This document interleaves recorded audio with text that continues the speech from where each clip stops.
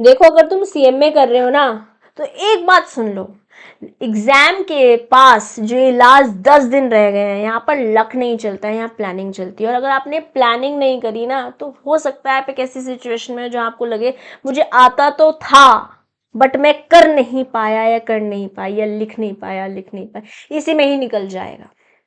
This session is for everybody who is attempting the upcoming December 25 examination, चाहे foundation में, inter में, final में।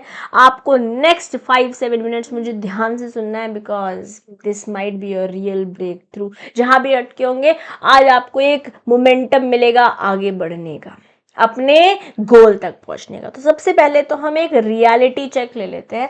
Correct reality ये है कि 10 दिन पहले एग्जाम से अगर आपको लगता है कि आप सारी किताबें परफेक्टली पढ़ लेंगे, तो guys wake up and smell the coffee, because this is not possible.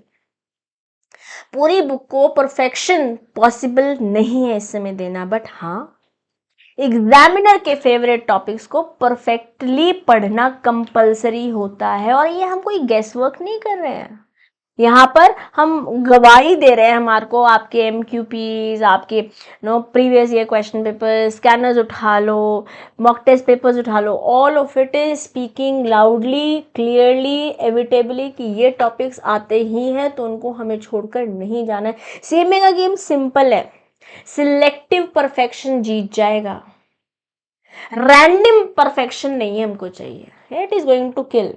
Selective perfection will win. Selective because again हमारे को गवाही दे रहे हैं, हमारे चिल्ला चिल्ला के सारे रिसोर्सेज बोल रहे हैं कि ये टॉपिक से क्वेश्चंस आते ही हैं। जैसे अगर मैं कंपनीज एक्ट बोलती हूँ, हमको पता है डायरेक्टर, बोर्ड ऑफ डायरेक्टर से क्वेश्चन बनेगा ही बनेगा, है ना। अगर मैं ऑडिट का टॉपिक उठा लेती हूँ, मुझको पता है कॉस्ट ऑडिट से, सेक्रेटरियल ऑडिट से क्वेश्चन आएगा ही आएगा। We know NFRA important question, important topic बन रखा है हमारे इंस्टीट्यूट का। हमको पता है कि ऑडिट में नो टाइप्स ऑफ जो इंस्टीट्यूशंस की ऑडिट है, यूनिट 8 है, वहाँ से 7 नंबर का बड़ा क्वेश्चन बनना ही है, राइट। पहली बात तो हम इसको ही समझ लेते हैं, प्रोसेस करते हैं, आगे बढ़ते हैं। नेक्स्ट, एग्जैक्ट 10 डेज स्ट्रैटेजी दे रही हूँ, ध्यान से मुझे सुनिएगा।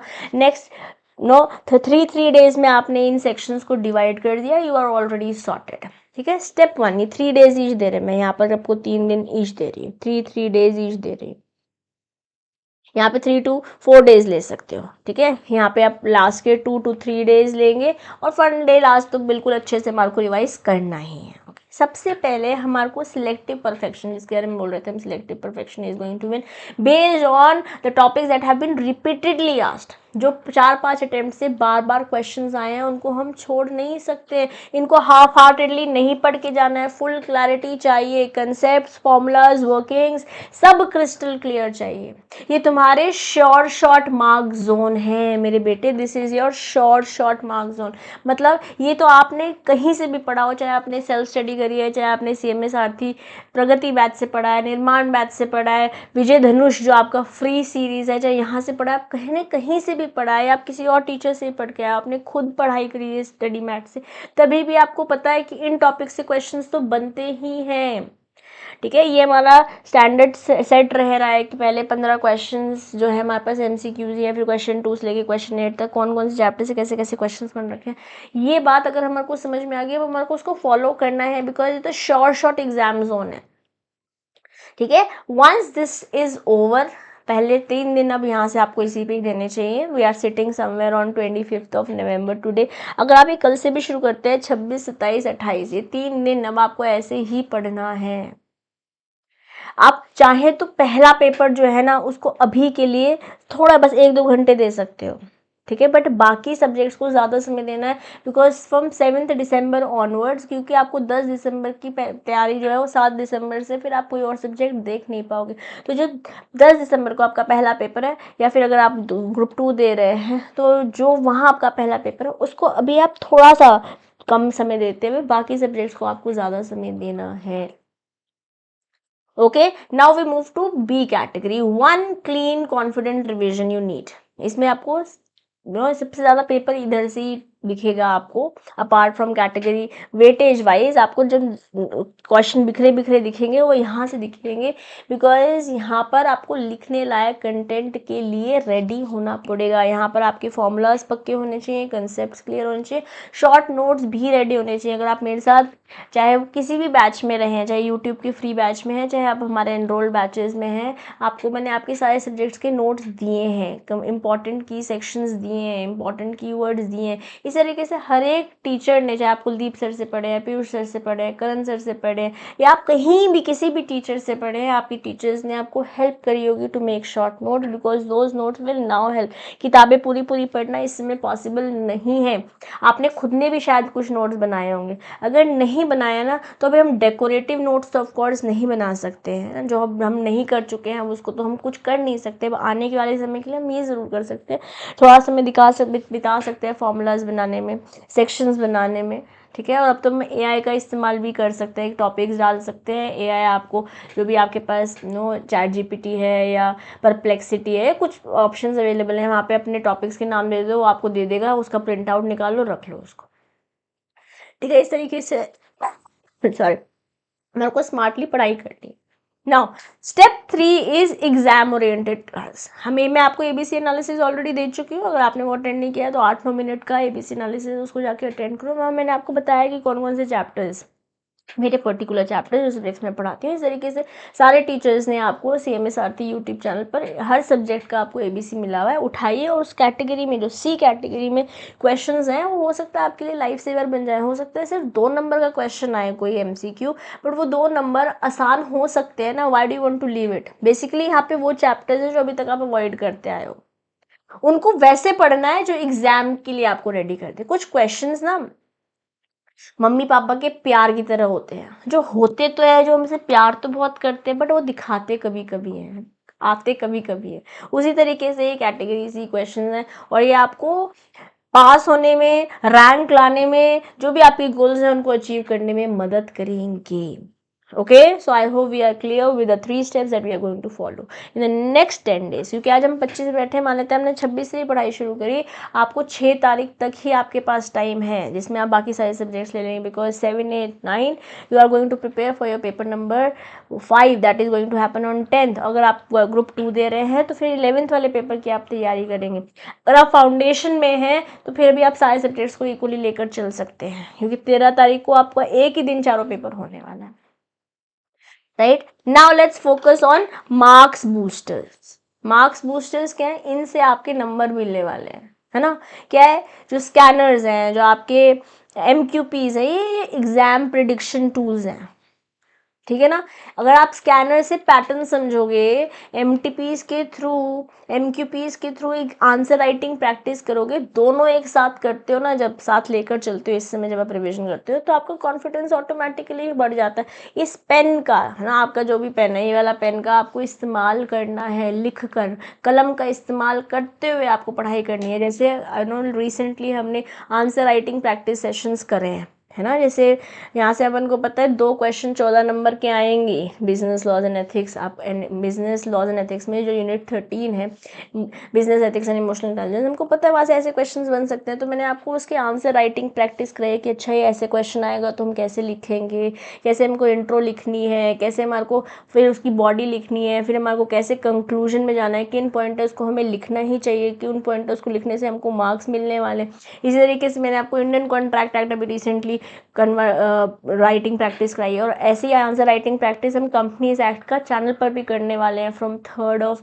दिसंबर 2025। ऑफकोर्स 2025 पेपर है तो 2025 में ही होगा। और अगर आप चाहते हैं कि business ethics and emotional intelligence, क्योंकि इंडियन कॉन्ट्रैक्ट तो काफ़ी बड़ा है, उसके क्वेश्चंस हम नहीं कर पाएंगे, बट BE कि अगर आप चाहते हैं ये नोट्स, बिकॉज ये हमने एनरोल स्टूडेंट्स के साथ किया, अगर आप चाहते हैं ये नोट्स मैं आपके साथ शेयर करूं, let me know in the comment box, we'll plan something and upload it on the on CMS Aarti's app, ठीक है। अगर आप चाहते हैं BEI के notes, let me know, BEI के हैंड रिटन नोट्स, जो आंसर राइटिंग प्रैक्टिस है, आप हमारे साथ उसके नोट्स शेयर कर दीजिए। बाकी कंपनीज एक्ट की इसी तरीके से क्लास में लिखकर मैं सिखाऊंगी आपको कि हमें आंसर्स कैसे लिखने चाहिए for companies act, that is starting from 3 दिसंबर। अब ठीक है। तो स्कैनर्स और एमक्यूबीज में बता दिए, बेसिकली ये टूल्स हैं जो इस्तेमाल करोगे आप अपने पेपर को क्लियर करने के लिए। अब कम से कम 2 mock test papers, this is a high high recommendation for everybody. All of you should, all of you must mock test paper strict timing के अंदर करने चाहिए, बिकॉज इससे आपकी स्पीड बढ़ेगी, इससे आपको एक स्ट्रक्चर समझ आएगा, जिससे मार्क्स ऑटोमेटिकली आएंगे। बिना मॉक टेस्ट पेपर्स के एग्जाम करने जाना मतलब जो गलतियां आप सुधार कर सकते थे मॉक टेस्ट पेपर्स अटेम्प्ट करके, वो गलती आप एग्जाम में ही करके आओगे और फिर आपके नंबर कटने वाले हैं। मॉक टेस्ट पेपर्स करो, गारंटीड इंप्रूवमेंट है। दिस इज व्हाट आई से 100% आपकी इंप्रूवमेंट होनी ही होनी है। नेक्स्ट फॉर्मूला शीट और कीवर्ड वैसे तो आपके पास ऑलरेडी बने होने चाहिए, बट अगर नहीं बने हैं तो इसको बनाइए। और जैसे मैंने आपको बताया कि आप एआई का इस्तेमाल कर सकते हैं, बट बहुत ज़्यादा कुछ नया नया हमको नहीं चाहिए इस समय। एक छोटा सा A4 शीट्स ले सकते हो, अपने रजिस्टर्स बना सकते हो, बने हुए रजिस्टर में एक छोटा सा पोर्शन बना सकते हो। ये तो सब फैंसी गिमिक्स हैं, आपको पता है, आपको जो बेटर लगता है वैसे कर सकते हो, बट वैसे आपको फॉर्मूलाज चाहिए, कंसेप्ट। जैसे अगर मैं लॉ के बारे में बात करती हूँ, हमको सेक्शंस चाहिए, हमको जुडिशियल प्रेसिडेंस चाहिए, एक एक लाइन में डेफिनेशन चाहिए। बाकी थियोरी सब्जेक्ट्स में इसी तरीके से आपको कंसेप्ट के 1 लाइनर्स चाहिए होंगे। बेसिकली ये एग्जाम से पहले रिविजन करने में मदद मिलेगी आपको, बिकॉज आई टेल यू, मैं अपनी गलती से बता रही हूँ, though I was able to clear my CMA inter in that time, और मैंने अपना ऑल इंडिया रैंक भी मैं उसमें लेकर आ पाई थी। बट हमारे टाइम पे लगातार 8 पेपर होते थे, अभी भी होते हैं दोनों ग्रुप्स के, बट अभी हमारे क्या होता है 10 के बाद 11-12 को पेपर होता है ग्रुप 1 का, है ना। जो एक एक ग्रुप दे रहे होते हैं एटलीस्ट उनको एक ब्रीदिंग स्पेस मिलती है। जो दोनों ग्रुप दे रहे होते हैं उनके ऐसे बिल्कुल ब्रीदिंग स्पेस नहीं होती। हमारे टाइम पे 4 लगातार पेपर होते थे इंटर 1 के, फिर 4 लगातार पेपर होते थे इंटर 2 के। खैर मैंने दोनों ग्रुप साथ में दिए थे लास्ट पेपर तक। और जैसे अब हमारे पास IDT में खाली GST है, हमारे टाइम पे कस्टम होता था, एक्साइज होता था, GST तो नहीं होता था, खैर वैट होता था, सेस होता था, सरचार्ज होता था। तो अभी मेरे सिर्फ 2 ही एक्ट्स खत्म हुए हैं, पेपर देकर आई हूँ मैं, और मेरे 2 एक्ट्स ही रिवाइज हुए हैं, और सुबह 4 बज चुके हैं, और फिर मुझे पेपर देने जाना है। अभी तो हमारा 2 बजे होता है इंटर का पेपर, पहले हमारा 9-10 बजे शुरू होता था पेपर, और भी मुझे पूरा रिवाइज करना है। तो ये क्यों गड़बड़ हो गई, क्योंकि मैंने चीज़ें कंसोलिडेट करके एक जगह नहीं लिखी हुई थी, इसलिए मुझे हर एक पेज पढ़ना पड़ जा रहा था उस पर्टिकुलर सब्जेक्ट में। तो मेरे इंटरेस्ट से मैंने फाइनल में उसकी लर्निंग्स ली और मैंने उसे इम्प्लीमेंट किया, और मेरे सारे स्टूडेंट्स इसको इम्प्लीमेंट करते हैं। जो इम्प्लीमेंट करते हैं उनको मदद ज़रूर मिलती है। आपको कोई पर्टिकुलर टॉपिक्स में हेल्प चाहिए, आप कमेंट कर सकते हैं। जो भी CMA साथीज़ आपके हैं, अगर वो किसी तरीके से आपकी हेल्प कर सकते होंगे, चाहे वो नोट्स प्रोवाइड करने में हो, वो डेफिनेटली करेंगे, because we believe each of you matter. हम आपकी हर एक बच्चे की आवाज़ सुनते हैं मेरे बेटे, ठीक है। बट अल्टीमेटली काम आपको करना है, हम सिर्फ आपकी मदद कर सकते हैं, ठीक है। And before I conclude, I also want you guys to take a look कि ये चीज़ हमें लास्ट 10 डेज में नहीं करनी है।